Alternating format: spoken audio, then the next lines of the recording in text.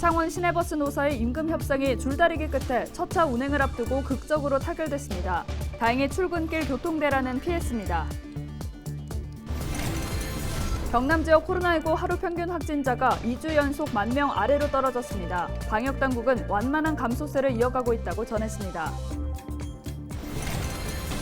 출사표를 던진 후보들 차례로 만나봅니다. 경남도지사로 출마 선언을 한 더불어민주당 신상훈 경남도 의원을 180초 인터뷰에서 취재했습니다.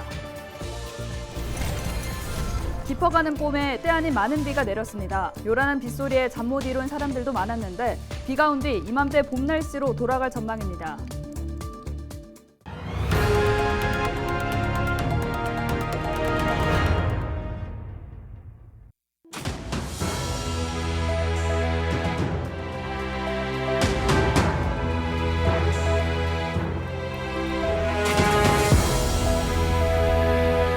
여러분 안녕하십니까? 헬로티비 경남 뉴스입니다. 창원 시내버스가 첫 차부터 정상 운행에 들어갔습니다. 노사 간 임금 협상이 줄다리기 끝에 첫 차 시간 7분여를 앞두고 극적으로 임금 협상이 타결됐는데요. 출근길 교통대란을 피하면서 시민들은 안도의 한숨을 쉬었습니다. 표영민 기자의 보도입니다. 창원 중앙동의 한 버스 정류장.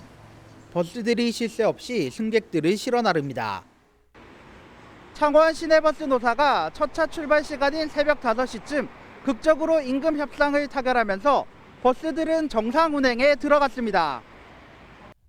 팽팽한 줄다리기 협상 끝에 서로 한 발짝 물러나 임금 7.5% 인상안에 최종 합의한 겁니다. 시내버스가 원활하게 운행되면서 우려했던 교통대란은 일어나지 않았습니다. 파업 걱정에 서둘러 길을 나선 시민들은 안도의 한숨을 내쉬었습니다. 창원시가 어깨에 대단한 원망을 많이 하겠죠. 우리 대중교통은 우리의 발인데 그게 정상 운행을 하지 않았다면 얼마나 우리가 불편스럽겠습니까? 버스 파업은 일단락됐지만 풀어야 할 과제도 남았습니다. 지난해 9월 중공영제 도입으로 버스 회사에 대한 재정 지원은 늘어났지만 시민을 볼모로 한 파업의 고리는 끊지 못했기 때문입니다. 또 지하철 같은 대체 대중교통이 없어 버스가 없으면 시민의 발이 묶이는 만큼 새로운 교통수단이 절실한 상황입니다. 해마다 반복되는 노사 갈등과 버스 파업 위기. 애꿎은 시민들만 피해를 보고 있습니다. 헬로티비 뉴스 표영민입니다. 경남 지역 코로나19 하루 평균 확진자가 2주 연속 10,000명 아래로 떨어졌습니다. 경상남도는 지난주 코로나19 대응 상황을 26일 발표했는데요. 지난 17일부터 23일까지 경남의 총 확진자 수는 34,180명이었습니다. 하루로 계산해보면 4,882.9명입니다. 지역별로는 창원이 전체 34%를 차지해 가장 많았고 이어서 김해와 진주, 거제, 양산, 사천 순으로 나타났습니다. 연령대별로는 60대 확진자가 많았으며 다음으로 10대와 50대, 30대 확진자가 뒤를 이었습니다. 도 방역당국은 하루 평균 확진자 수가 10,000명 아래로 계속해서 줄어드는 등 완만한 감소세를 이어가고 있다고 전했습니다.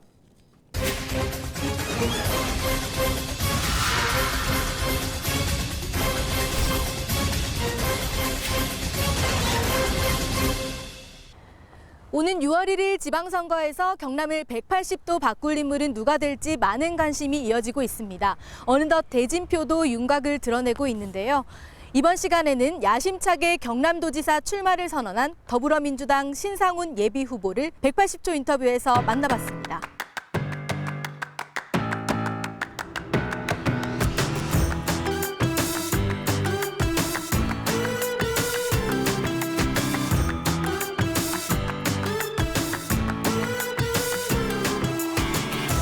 정권 안팎에서 정치 교체 바람이 세게 불고 있잖아요. 30대 당대표도 나오고, 그리고 더불어민주당 같은 경우에는 대선 패배 이후에 우리 박지원 비대위원장의 당의 변화와 쇄신을 잘 이끌고 있습니다. 근데 그 시야를 경남으로 좁혀서 보면요, 과연 누가 정치 교체의 바람을 이야기하고 있는지 그런 사람을 찾아보기가 어렵습니다.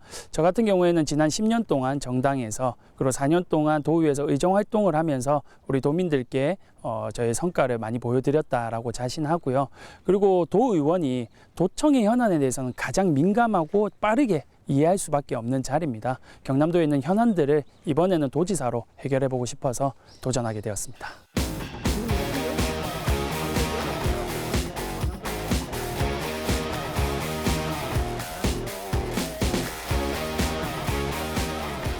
경남도지사 후보 신상훈입니다. 여러분이랑 같은 또래입니다. 31살입니다. 잘 부탁드릴게요. 이번에 젊은 사람 한번 뽑아주십시오. 지금 논의되고 있는 1시간 생활권이라든지 혹은 경제 공동체 논의 그리고 행정 통합 수준에서는 저는 머무르면 안 된다라는 생각을 가지고 있고요.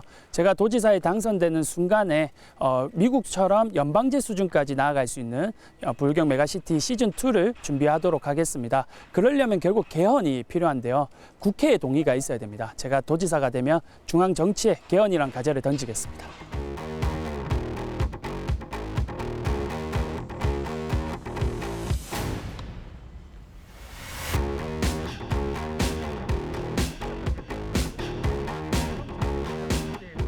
경남에 살지 않은 분들을 자꾸 후보로 내세우는데 저는 초등학교, 중학교, 고등학교, 심지어 대학교까지 다 경남에서 나왔어요.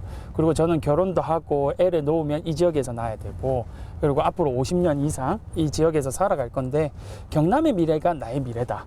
이런 생각으로 열심히 정책이나 이런 걸 발표를 하고 있고 다른 후보님들에 비해서 젊기 때문에 더 발로 뛸 수 있으니까 지역의 곳곳에 있는 현안들을 발굴하고 해결해내는 데는 제가 1등이다. 그렇게 자신합니다.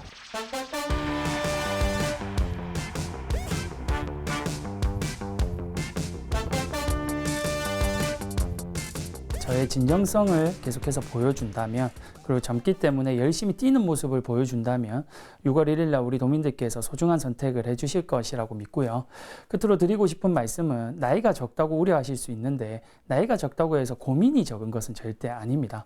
오히려 경남의 미래 그리고 정치에 대한 고민은 다른 사람들보다 몇 배 더 열심히 고민을 하고 있으니까요. 소중한 선택을 꼭 부탁드리도록 하겠습니다.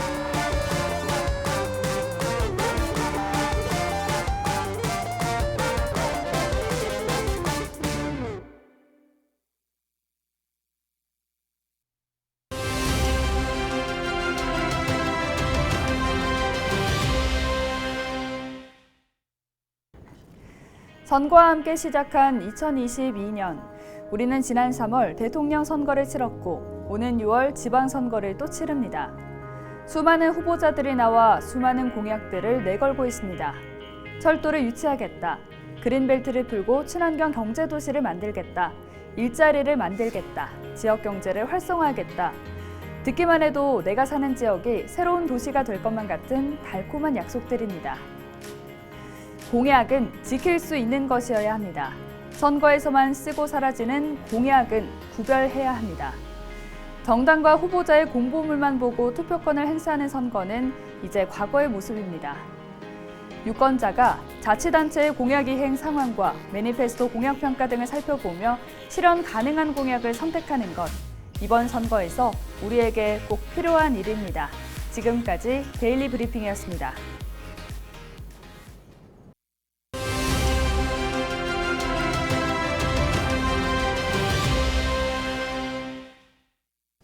네, 깊어가는 봄에 때 아닌 많은 비가 내렸습니다. 요란한 빗소리에 잠 못 이룬 분들도 많이 계셨을 텐데요.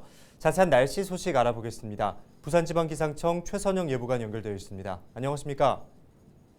네, 안녕하세요. 26일 새벽에 많은 양의 비가 내렸는데요. 경남 지역에는 얼마나 내렸습니까? 26일 오전 9시를 기준으로 통영 매물도에 160mm 이상의 많은 비가 내렸고 그 밖에 경남 남해안은 80mm, 경남 내륙에는 30mm 내외의 많은 비가 내렸는데요. 특히 26일 새벽 한때 경남 남해안을 중심으로 천둥 번개를 동반한 시간당 30에서 50mm의 매우 강한 비가 쏟아졌습니다. 네, 봄비치고는 많은 비와 강풍까지 동반해서 요란했는데요. 이렇게 비가 내린 이유는 무엇입니까? 서쪽에서 다가오는 발달한 저기압의 영향을 받는 가운데 남풍이 매우 강하게 불면서 다량의 수증기가 유입되고 지형적인 영향이 더해지면서 비구름이 강하게 발달하여 26일 새벽 경남 남해안에는 호우경보까지 발표되었다가 해제되었습니다.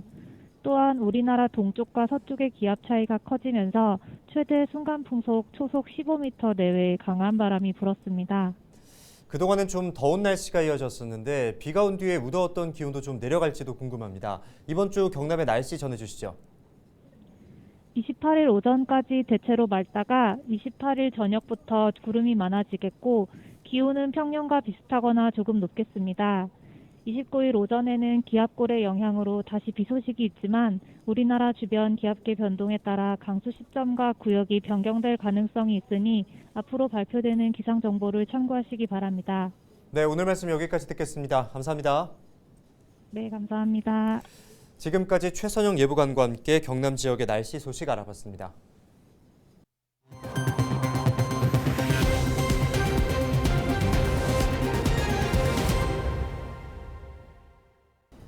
LG 헬로비전 경남방송과 가야방송에서 우리 동네 희망 공약을 받습니다. 지방선거 후보자들에게 전달하고 싶은 공약이 있다면 헬로경남 페이스북 페이지나 인스타그램에 댓글을 달아주시기 바랍니다. 여러분의 의견을 소중히 모아 전달하고 추첨을 통해 상품도 드립니다. 여러분의 많은 참여 부탁드립니다. 계속해서 다음 소식입니다. 더불어민주당 허성군 김해시장이 3선 도전 출사표를 던졌습니다. 허 시장은 26일 김해시청 브리핑룸에서 출마 기자회견을 열고 지난 6년간의 성과와 실적을 바탕으로 김해 대전환을 완성하겠다고 밝혔습니다. 이어 부산 김해 경전철 적자 문제를 비롯해 화포천 생태보건사업 등 현재 진행 중인 주요 사업이 차질 없게 완성될 수 있도록 자신을 지지해달라고 호소했습니다.